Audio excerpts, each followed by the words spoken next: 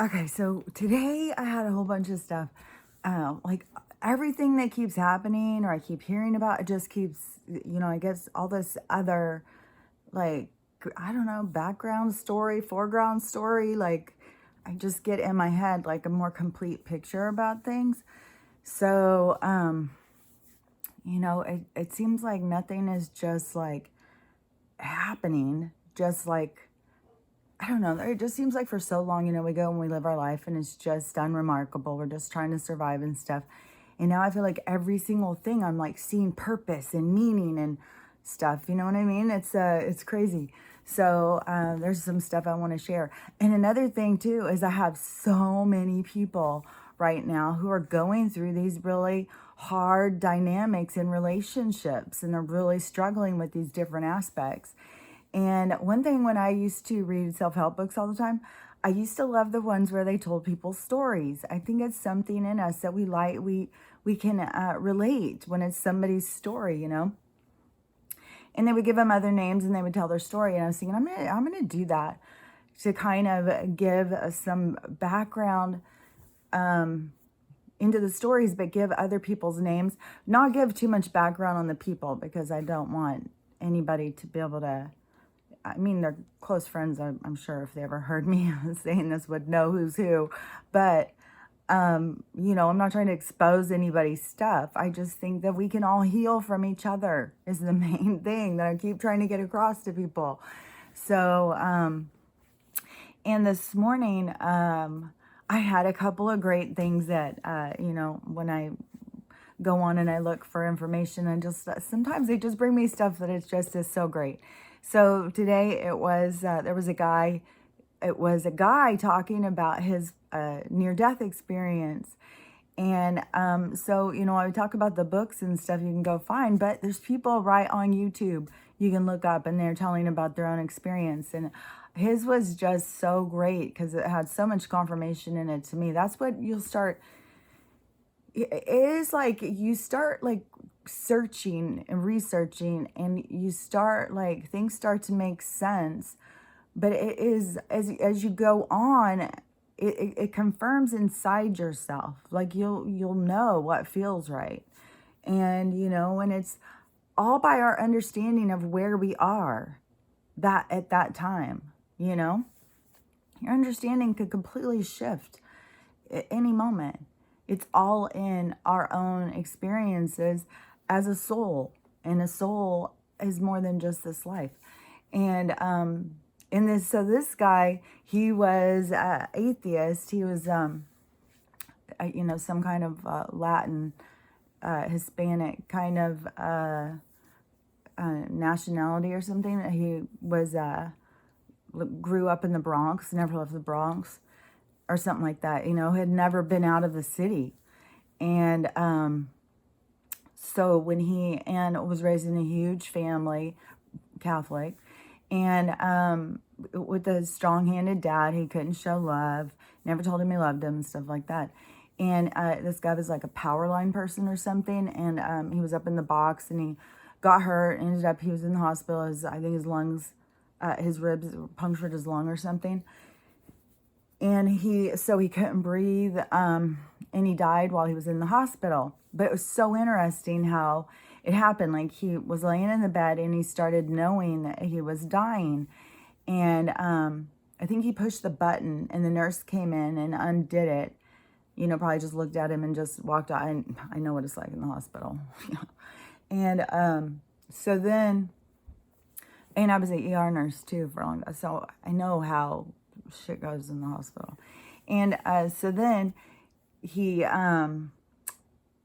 when that happened, then he said he started looking around the room and he started seeing like the wallpaper and stuff. It seemed like it was coming to life or something. It started changing and kind of moving and stuff. And then he saw a shadow at the door and he couldn't make out the figure or whatever. But then the shadow took him and started communicating with them. And when he went over next to the shadow, this was something that I had just talked about yesterday. This is like one of the little like where they give me these little like gifts. when he looked back at his body, he said it was the first time that he ever looked at it and could just see it for it, you know. He didn't, he said he always just picked it apart. Everything was wrong with it. He could never find what was right with it. But then standing outside of it, looking at it, all of a sudden, all he could see was its beauty. And he had an overwhelming sense of, you know, feeling proud of himself, of his creation, you know. And because you are creating yourself, you know, when you're in a body, you're creating this life. You're creating what you leave, your legacy. You're creating it all the time.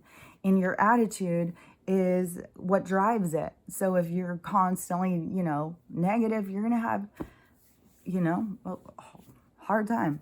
So anyways, he, when he looked at his body and he could see it for the first time in all its beauty, all its glory, and he was proud, then the being said that he needed to let go of it. That it was, he said, you got to think of it as a car that's got 500 million miles on it. There's nothing you can do. It's you know, you got to let it go. And so he, you know, said his goodbyes or whatever, and then he left. And his whole experience is just really super, super cool. And there was a lot of stuff. I mean, there was a part, you know, when he met up with his dad and stuff, and it was so meaningful. It was so meaningful for this guy because he was an atheist. He thought when he died, he would just cease to exist. And when his consciousness was still experiencing and having contact with other spirits that, you know, he knew, then he, you know, it was a super, you know, profound thing for him, you know, in his life. And it changed his whole life. My whole thing just came snapped unbuttoned. Anyways, so, you know, that was really good. I love hearing the near-death experience stories because they are profound times in people's lives. Even when I didn't die, I don't think I died, when I came out of my body and I looked back and I saw it, it freaked me out, scared me. And that is something that I think that for us, like we have a cord that attaches us to our body. And I see it more as like our consciousness umbilical cord to what we have created. And we are the creation and matter of what the soul is going into to have this experience. And, you know, it takes a lot of energy. And that's why, you know, it's people get so freaked out about other beings, ghosts and aliens and all that stuff. But, you know, they don't have the same spacesuit on in this environment. So you have way more power than what you think. But you have to claim your power. You can't just be like, oh, I've got no power. Because that is the thing, too, is where people, like, nobody can sneak into your body. You have to allow them. You have to invite them. But the thing is it's not like they're going to knock at the door and then you're going to say, oh, yeah, come on in and join the party. No, that's not how it works. It has to do with this communication that's going on all the time. And if you have no awareness, it's really easy to trick somebody into an invitation, especially, you know, what happens to a lot of drunk people. Drunk people are, I mean, think about how many people get drunk and then go straight into domestic violence and stuff. It's an invitation to an energy. You've allowed that energy in. You've lowered your abilities to keep it out because you have, alcohol is something, and it does that. It lowers your inhibitions. It's a poison, really. I mean, you're having the effects of a poison. I learned about that in nursing school. It kind of freaked me out. I was like, oh my God, like we're all just sitting around drinking gasoline. It's kind of funny. So anyways, when the consciousness then starts to,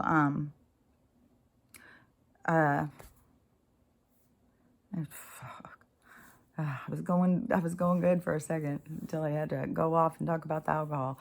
Okay, I'll find it again. But anyways, so, a soul has, you have dominion over your body and stuff. Another soul just can't creep in. And so when they talk about possession and stuff, but the thing is with possession is that if you have no awareness, you are inviting certain spirits around. And that's why, a lot of people are like, oh, you shouldn't use a Ouija board. If you don't know what you're doing, don't be using a Ouija board, because there's spirits around us all the time. It's not like you're pulling them out from like heaven and hell. They're around you all the time. It's energy. Like your grandparents,